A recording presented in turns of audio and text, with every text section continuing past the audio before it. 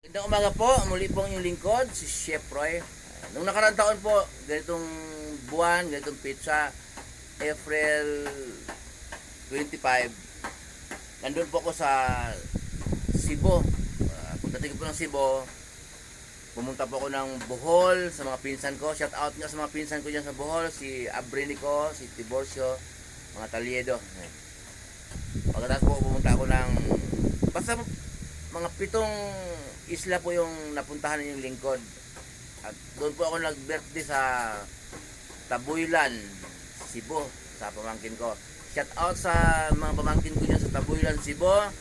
Si Rigel, tatlong magkapatid. Si Romeo Jr., yung bansag ni Saddam. At si Alvin, ang mga tokero. Kumusta kayo dyan, Dong? Ayan. May trip ang birthday ng lingkod.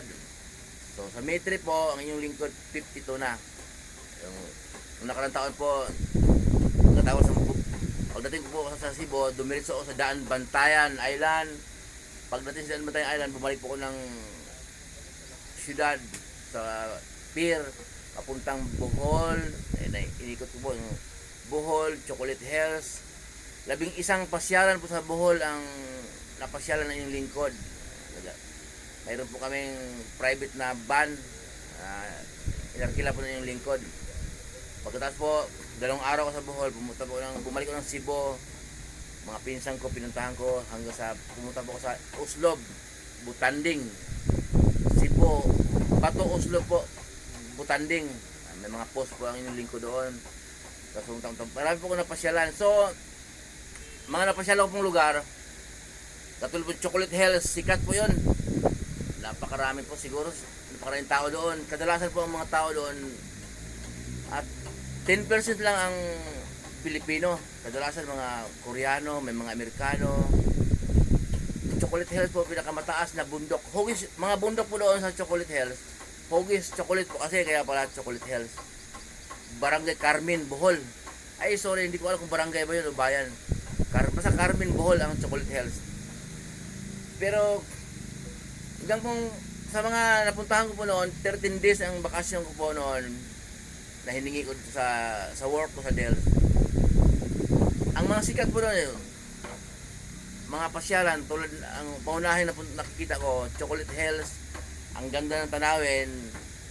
Tinatansya ko siguro million ang kinikita ng ang may-ari na to kasi nga may paalis, may parating 100 na per head, pero napakaraming tao. Hindi po nawalan ng tao hanggang gabi daw. So, napunta akong Tabuylan, Cebu, Daan Bantayan, Cebu. Marami pong magandang bundok, magandang tanawin. Pero bakit hindi sikat? Yun po ang mga katanungan ko na bakit hindi sikat? So, kung intindihin po natin, kung tayo biblikal, ang Diyos po ang nagpasikat. Ang Diyos po ang lumikha ng lahat May dahilan po si Lord. Yung Chocolate Hills na yan, ginawa ni Lord na ganon, pasyalan. Nagkaroon ng maraming trabaho ang mga tao roon na dating mahirap na lugar lang. Ngayon, nagkaroon ng gumanda yung crowd. Sa maiksing kwento po, yung pasyalan niya sumikat, si Lord po ang nagkaloob niyang yung sitwasyon yan kasi sumikat po. Kaya huwag po tayong maguguluhan. So, may magandang pasyalan, may magandang tanawin, pero yung magandang tanawin na nadadaanan ninyo, hindi sumikat. Hindi siya sumikat. Sabi ng mga pilosopo, wala kasi nagpapasikat Yung Chocolate Hills, pinost sa YouTube, sa Facebook, kahit anong gawin mong post, ang Diyos ang dahilan kaya si sumikat. Ang Diyos, may dahilan si Lord. Okay? Butanding. Bakit may butanding doon? Ang Diyos po ang nagbigay ng biyaya. Biyaya po yun sa Uslob na may butanding doon.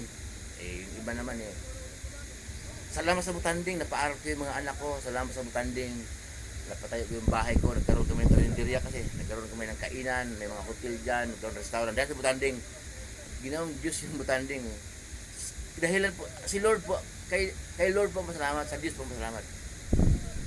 Si Lulong, yung buaya po, dun sa sambang lugar yon sa Bisaya. Nalungkot. Si Lulong ang nawala na si Lulong. Pero napaaral yung mga anak ko dahil kay Lulong. Dumami yung tao, gumanda yung crowd sa lugar namin dahil kay Lulong. Si Lulong ang ginawang Diyos. Ang Diyos po ang nagkaloob lahat ng bagay. Pasyalan man yun, pinaganda ng Diyos dahil may dahilan ang Diyos na magkaroon ng hanap buhay ang mga tao niya dyan. Bulkan man yun, sumabog, nalungkot sila. Sumabog ang bulkan, wala na yung pasyalan. Yun ang paganda ng kapalaran ng mga anak ko, napaaral ko sila dahil nagkaroon kami ng tindahan dyan. Ngayon wala ng pasyalan dahil sumabog. So, lahat pong biyaya sa Diyos pong salamat. Parang nalungkot sila, sumabog lang yung bulkan Taal. Wala na silang hanap buhay. Ang Diyos, ang parang bulkan Taal ang ginawang Diyos. Para si Lulong Buaya ang ginawang Diyos. Hindi po. Ang Diyos po ang nagkaloob ng lahat ng bagay, biyaya. Kung tayo naghihirap naman, may dahilan ang Diyos. Muli po yung lingkod, Chef Roy, manalangin po tayo.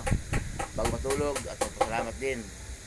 Pagkagising kasi nga maraming tao ngayon, tag-init, inatake, hindi na nagising, namatay na po. Pagkapalay po tayo ng Diyos, sasamahan kayo ng Diyos kahit saan po kayo punta, manalangin po bago tayo umalis.